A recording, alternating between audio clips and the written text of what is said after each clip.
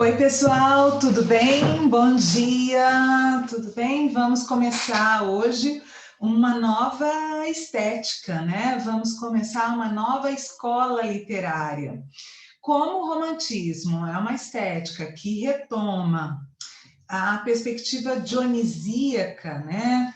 Da Idade Média, lembram-se disso? Essa perspectiva mais carregada de emoção, de sentimento, de subjetividade, né? A estética da idealização, da fantasia, do misticismo, né?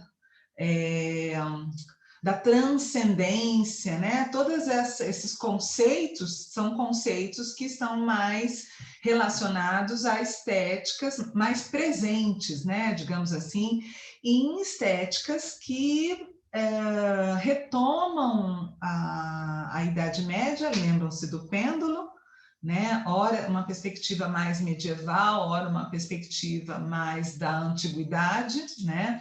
Essa perspectiva medieval é mais carregada de emoção, e aí nós vimos que, ao longo dessa história da arte, o barroco retomou, né, essa perspectiva, e depois o romantismo também, né, essa perspectiva mais subjetiva, repetindo, né, mais subjetiva, mais idealizada, mais centrada na emoção, né? Nos sentimentos. E isso está mais presente em estéticas, né, dessa perspectiva dionisíaca, como nós conversamos desde o ano passado.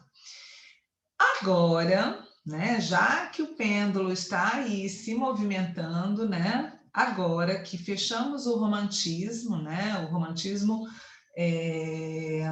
para nós brasileiros é uma estética do início do século XIX, né, que corresponde aos anos iniciais do século XIX.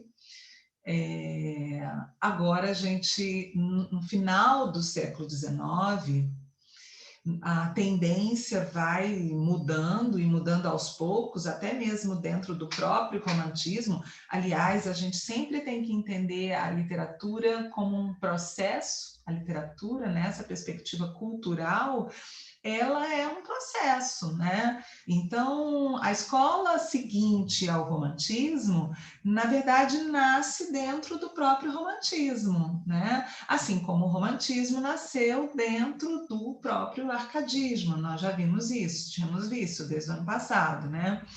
Então, o que que acontece? Agora a gente tem uma escola, aliás, um grupo, né? Um grupo que se opõe à perspectiva romântica, à perspectiva idealizada, subjetiva, sentimental do romantismo, né? E essas escolas, né? Elas, do ponto de vista do período, elas correspondem ao final do século XIX, tá? E aí pense em todas as questões históricas, políticas, econômicas, né, culturais do final do século XIX no Brasil e obviamente na Europa, né, porque estamos falando de mundo ocidental, né, recebemos muita influência das escolas literárias europeias, obviamente, né. Os movimentos literários, eles nascem lá e nós sofremos muita influência disso, né? Tanto do ponto de vista, aliás, não só da literatura, como das artes em geral, né? Então, a gente tem agora, no final do século XIX, 3 escolas que vão se opor ao romantismo. Então, vão se opor a todo o ideário que vocês estudaram no romantismo, tá? Essas escolas são o realismo, o naturalismo e o parnasianismo.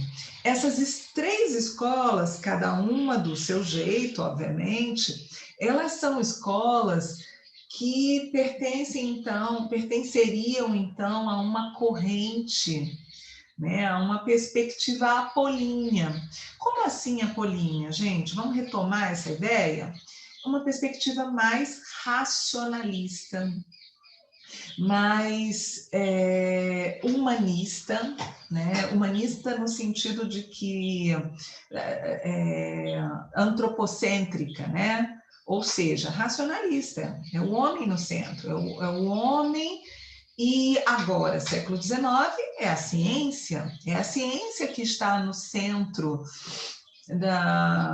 e está decidindo o nosso destino, não é isso? É o homem e toda a sua racionalidade, né? E é a sua racionalidade que produz a ciência que vai agora indicar os nossos rumos. Agora, isso não se dá, pessoal, essa perspectiva apolínea, digamos assim, isso é uma generalização, e isso não se dá da mesma forma nessas três escolas literárias. No realismo, isso vai aparecer de uma determinada maneira. Inclusive, nós já, por meio das aulas de conto, nós já conhecemos o Machado de Assis e já vimos, vocês acabaram de fazer, inclusive, uma prova de redação acerca disso, né? Nós pedimos que vocês escrevessem uma carta argumentativa em que vocês tivessem que dialogar com o médico Simão Bacamarte.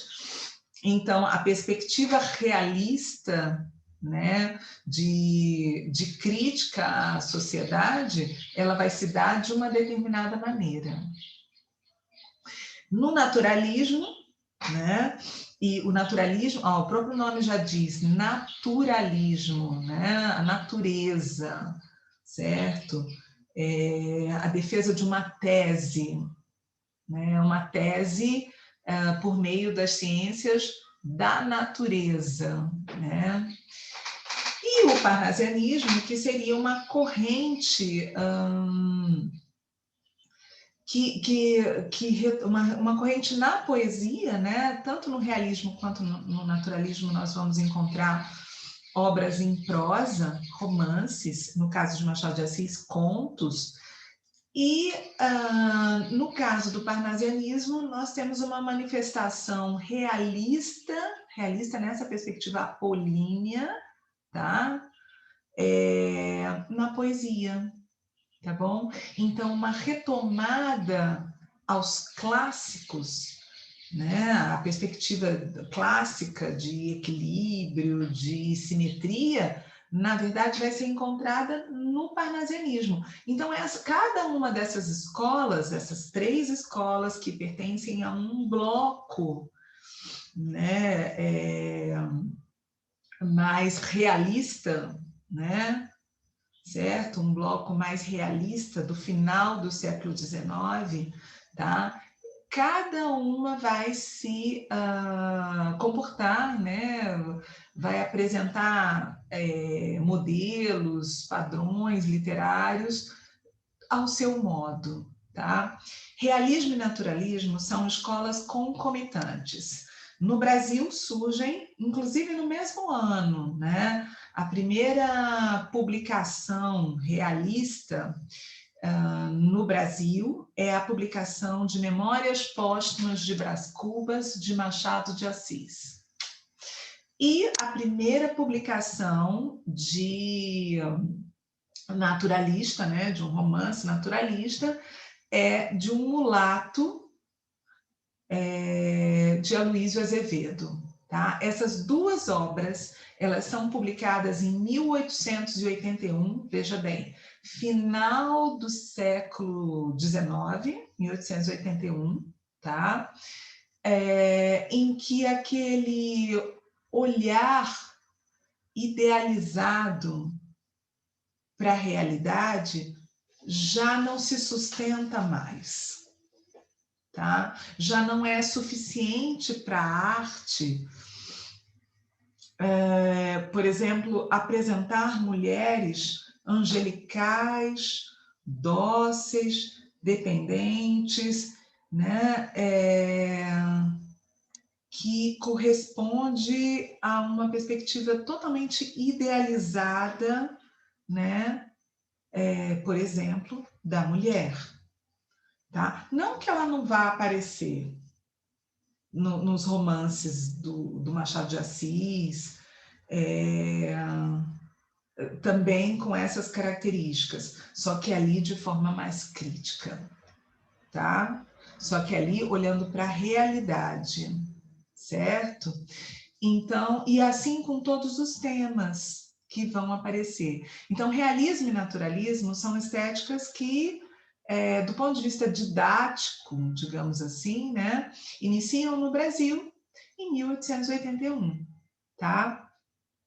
O parnasianismo é uma estética também do final do século XIX, mas um pouquinho depois, tá certo? Então vamos começar sentindo, observando, né, esse clima realista e, sobretudo, observando a linguagem realista, né? Que linguagem é essa? Né? Como identificar que um texto é realista e que um outro texto é romântico? Porque, na verdade, gente, essas são as duas correntes que vocês perceberam com Nietzsche, né? Que oscilam.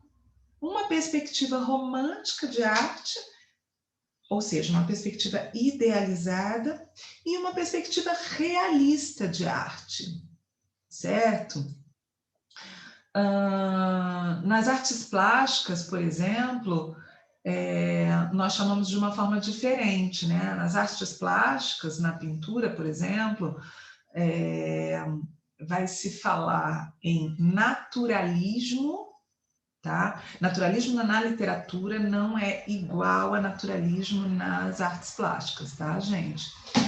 O naturalismo nas artes plásticas seria referência a essa perspectiva de retrato da natureza como a natureza é. Ou seja, algo mais próximo à realidade, à natureza. E as obras mais fantasiosas, idealizadas, que fogem a essa perspectiva de retratação da realidade nas artes plásticas, são chamadas de abstratas, é o abstracionismo, tá? Voltemos à literatura. Aqui na literatura, nós temos essas duas correntes que oscilam, né? Uma corrente clássica, né? E uma corrente idealizada, romântica, tá bom? Que não está presente só no romantismo. O romantismo é uma estética do início do século XIX, tá? E aí, por isso até eu sempre que me refiro à estética, coloco inicial maiúscula. Nós vamos começar agora o capítulo 18 do livro de literatura de vocês, tá? Esta semana nós vamos trabalhar com o capítulo 18. Semana que vem a gente trabalha com o capítulo 19, tratando do realismo no Brasil. Essa semana a ideia é nós conhecermos ou reconhecermos, porque nós já conhecemos, né, essa linguagem realista, né, essa perspectiva realista, esse modo de ver realista. Eu não sei se vocês tiveram a oportunidade de ver, mas há uns 2 anos atrás, no CCBB, veio para Brasília uma exposição sobre o realismo compreendendo, não o realismo estética literária, realismo, tá, gente? Mas essa perspectiva artística, né, de retratação da realidade.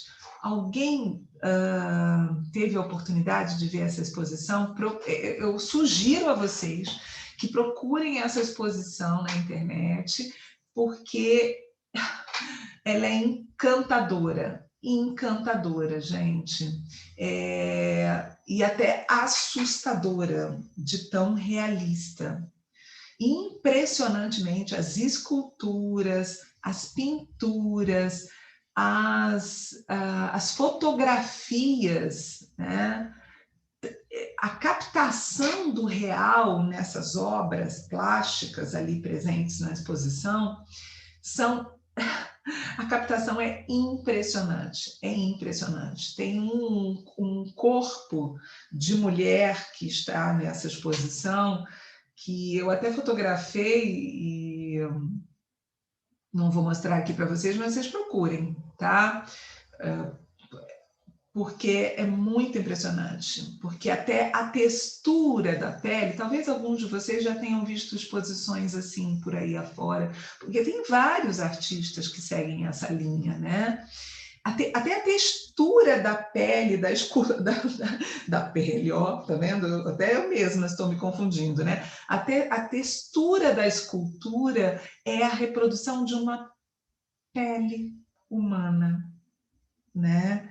Então, essas correntes, elas estão aí presentes até os dias de hoje, tá? Mas a gente vai falar do realismo do século XIX. Então, vamos lá? Vamos falar sobre esse realismo do século XIX? Olha aí, gente. O que nós temos aí no o realismo, o realismo naturalismo, né? O Gustave Courbet é um artista, né, do século XIX. Observem do que a gente está falando quando a gente fala em reprodução da realidade. Né? Observe que essa obra não é uma obra abstracionista de forma nenhuma, abstrata, né? Como é uma obra plástica, de forma alguma. Né? Olha aí a forma como esse nariz, né, está descrito, essa testa, né, os cabelos, né? Quer dizer, é uma captação da realidade. É diferente da perspectiva romântica, que sempre traz um tom de idealização, né? Observe outras obras aí, outra obra do Courbet. Olha aí, preste atenção.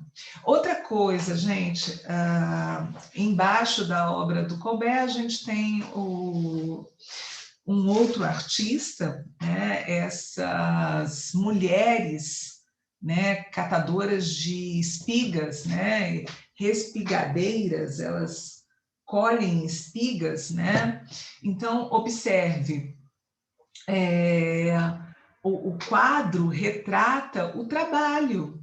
Mas por quê? Porque o trabalho e a exploração do trabalho, o processo de industrialização, o capitalismo, né? E toda essa estrutura que surge, né? Esse contexto do final do século XIX, ele é tema do realismo e do naturalismo. Né? Cada qual vai abordar aí a sua maneira, mas é tema para ambos, né? Então aí, veja que essas três mulheres que aparecem aí nesse quadro, né? São mulheres trabalhadoras do final do século XIX. Né? É diferente, por exemplo, da forma como é descrita a Úrsula, da forma como é descrita a Senhora, da forma como é descrita a Moreninha. Tá? Tentem se lembrar um pouco das mulheres que são apresentadas lá no romantismo, né? Da forma angelical, dócil, né? Não que essas mulheres não possam ser também, mas não é isso que ele está retratando. Ele está retratando a sociedade, ele está retratando o trabalho, ele está retratando a vida real, né? Certo? Então, vamos ao contexto histórico. Qual é o contexto histórico aqui? Como nós já falamos, né? Final do século. Então, vamos lá. Na segunda metade do século XIX, a literatura europeia buscou novas formas de expressão, sintonizadas com as mudanças que ocorriam em diferentes setores, né? Então, se vocês estudarem os filósofos do final do século XIX, os cientistas do final do século XIX, a perspectiva econômica, né? E não só a perspectiva econômica, mas a crítica à economia daquele momento. Então, todo um contexto histórico, cultural, né, que se apresenta de forma diferenciada daquele lá de busca de liberdade, igualdade, fraternidade, né? Dessa idealização de liberdade, igualdade e fraternidade, né? Que influenciou o movimento romântico, tá? Essa perspectiva idealizada. Aqui não. Aqui as obras realistas e naturalistas, elas vão expressar esse contexto, né, de final de século que a literatura não pode mais esconder, né? Nem a literatura, nem as artes, né? Então, a literatura não podia mais, como no tempo do romantismo, viver de idealizações. Era necessária uma arte mais objetiva e que atendesse ao desejo do momento. E qual é o desejo do momento? O de analisar, de compreender, de criticar, de transformar a realidade. Observem que são todas habilidades ligadas à ciência. É a ciência que faz análise. É a ciência que analisa para compreender. É a ciência que faz crítica. E é a ciência também que se propõe a transformar a realidade, né?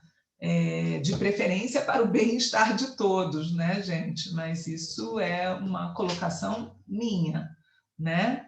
Tá?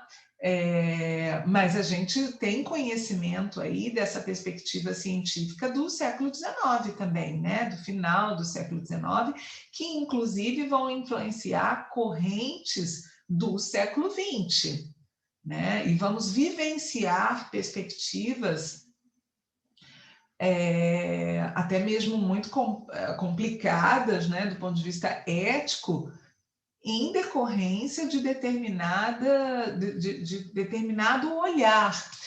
Gente, vocês leram O Alienista? Se não leram, perderam, porque O Alienista é muito legal. Fizeram uma prova agora sobre o Alienista, como nós falamos ainda há pouco, e no Alienista, de forma bastante irônica, né, como vocês viram, Simão Bacamarte, por exemplo, ele escolhe a esposa dele não por nenhuma simpatia ou por algum desejo ou algum afeto. Ele escolhe a esposa porque ela tinha características físicas que, segundo ele, né, ele como médico, observava que eram características que dariam a ele bons filhos, né? Filhos saudáveis e inteligentes, né? Ou seja, gente, na verdade, o Machado de Assis está fazendo uma crítica, né, a esse cientificismo do final do século XIX e essa perspectiva de olhar para a ciência como a solução, né, só que uma ciência que desconsidera várias outras questões, né? Que não é o caso hoje, né? Hoje a gente tem uma ciência mais que trabalha com com várias áreas ao mesmo tempo, né? A própria medicina, né, gente? A medicina, não sei se vocês estão acompanhando aí toda essa perspectiva aí que nós estamos vivenciando em relação à Covid, a gente sabe que as equipes profissionais, elas são equipes multiprofissionais, né? Então, não é só um médico, é um fisioterapeuta, é um nutricionista, é um psicólogo, um assistente social, né? É toda uma equipe, e eu devo ter me esquecido de outras profissões, desculpem se me esqueci, mas é toda uma equipe multiprofissional para dar conta de uma questão relativa à ciência, né? Há sim os infectologistas, os virologistas, as pessoas que estudam vacina, enfim, é uma equipe multiprofissional, né? E isso é uma perspectiva mais contemporânea, né? Aqui no século XIX, a visão é outra, né? Tanto é que o Bacamarte, ora coloca pessoas que têm algum tipo de desequilíbrio, né? Coloca, não prende, né, gente? Pessoas que têm algum tipo de desequilíbrio na Casa Verde, ora prende, né, pessoas que são totalmente equilibradas, né? Quer dizer, são os contornos da ciência, né? E aí cabe uma avaliação ética, né? De como a ciência também se comporta ao longo dos tempos, né? O Machado de Assis está ali fazendo essa crítica, né? Então, a perspectiva filosófica do final do século XIX está muito ligada a essas questões, né? Relacionadas a este mundo a este mundo de velocidade cada vez mais rápida, né, gente? Aí do final do século XIX para o XX, né? A coisa vai acelerando cada vez mais. Depois, no século XX, a gente tem uma crítica, pensando em todo esse processo, que vai ser feita, por exemplo, pelo Chaplin, né, em tempos modernos. Então, isso aí já é século XX, mas é olhando para essa perspectiva. E aí, o Machado de Assis é tão genial, né, que ele já consegue fazer essa crítica a essa ciência que está nascendo e essa perspectiva cientificista, né, que está tão em voga no final do século XIX, né, e que pode ser perigosa, né, como é no caso dos feitos, né, do Simão Bacamarte na Casa Verde, né? Ok, gente. Bom, olhem aí a diferença, né? No realismo, as mulheres trabalhadoras. Vejam aí no quadro. De um lado, mulheres trabalhadoras pegando peso, carregando, né? Nesse contexto aqui, em classes mais privilegiadas, a mulher sequer trabalhava, né? Muitas vezes nem ao menos estudava, né? Observem as roupas, observem o gestual, o corpo dessas mulheres, né, trabalhadoras. Isso é realismo. Vai retratar a realidade e vai muitas vezes retratar a realidade de classes menos favorecidas, né? E o romantismo? Olha a diferença, gente. Nossa, olha o cabelo, tudo ajeitadinho, né? Com essas pérolas aí, acho que são pérolas, né? Arrumando coque, ela tá cheirando uma rosa delicada, né? Observe, inclusive, gente, aqui é pintura, não é literatura, mas isso cabe à literatura também. Observem, né, que no quadro do romantismo, observe que tem certa... como se houvesse uma... Ai, esqueci, me fugiu a palavra, mas como se estivesse um pouco embaçado, porque está mais para o sonho, né? Para a idealização, para o plano do onírico, tá? Assim é o romantismo, tá? E no realismo, observe que as cores no realismo são, as cores e os traços de uma obra realista são mais nítidos. Preste atenção nessa diferença entre esses dois quadros, né? Ok. Bom, então, como resposta a essa necessidade, nós vamos ver surgir, né, no século XIX, 3 tendências que são antirromânticas, né? Tendências antirromânticas na literatura, tá certo? Eu, no início da aula, já apresentei essas 3 tendências, né?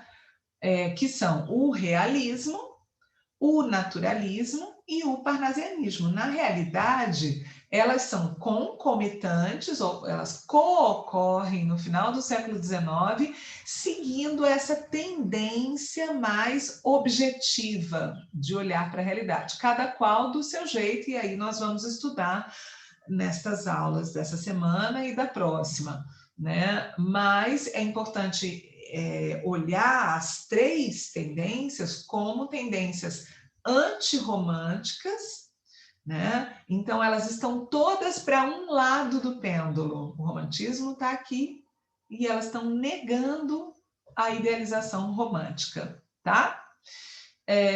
Então, embora os 3 movimentos guardem diferenças formais e ideológicas, essas 3 tendências apresentam alguns aspectos comuns. Quais são os aspectos comuns dessas 3 tendências? Como nós dissemos, elas são antirromânticas, então o combate ao romantismo, e aí quando a gente fala em combate ao romantismo, a gente está falando em combate à idealização, ao egocentrismo, à subjetividade exagerada, ao plano onírico, do sonho, da metafísica, da transcendência. A gente está negando tudo isso quando nega o romantismo, tá? O resgate do objetivismo na literatura. O que é esse resgate do objetivismo na literatura? Na verdade, é a perspectiva racionalista, né, gente, que está presente lá na antiguidade, lá naquela corrente que eu falo para vocês desde o ano passado, apolínea, né? Então, essa perspectiva mais racionalista, mais humanista, mais esse olhar mais objetivo para a realidade e não um olhar subjetivo para a realidade. Tá? Isso está aí no resgate do objetivismo na literatura, né? É como que é o pêndulo novamente se movimentando aí para o lado apolíneo. E o gosto pelas descrições. Assim, na verdade, gente, o romantismo também tem descrições, só que é diferente. Lá no romantismo, as descrições, elas servem para cada vez idealizar mais, por exemplo, a mulher, ou a pátria, ou o cavaleiro, né? Ou a natureza, né? É sempre uma idealização e, por isso, a descrição. Quando a Aurélia desce as escadas para ser apresentada para a sociedade, e aí são, sei lá, umas 3 páginas com essa cena, né, em Senhora, é lento também, mas por quê, gente? Ali é com esse objetivo, né, de criar essa perspectiva idealizada, né? Uma estrela que surge, tá? Aqui no realismo e no naturalismo, não. Aqui é para estar o mais próximo da realidade possível, né? O mais verossímil possível. Por que eu estou falando o mais possível? Porque é literatura, não é realidade, não é a realidade que está aqui. Não é a realidade que está nos quadros de Colbert, é o realismo, tá? Certo? A literatura ela é sempre uma representação da realidade. A arte é sempre uma representação. Agora, essa representação pode se dar de uma forma idealizada ou essa representação pode se dar de uma forma realista, certo? Então, nós vamos finalizar a aula com essa imagem aí de quem são esses cientistas, filósofos, pensadores do final do século XIX. E a gente já volta daqui a pouquinho a eles, tá certo, gente? Um beijo para vocês e até já!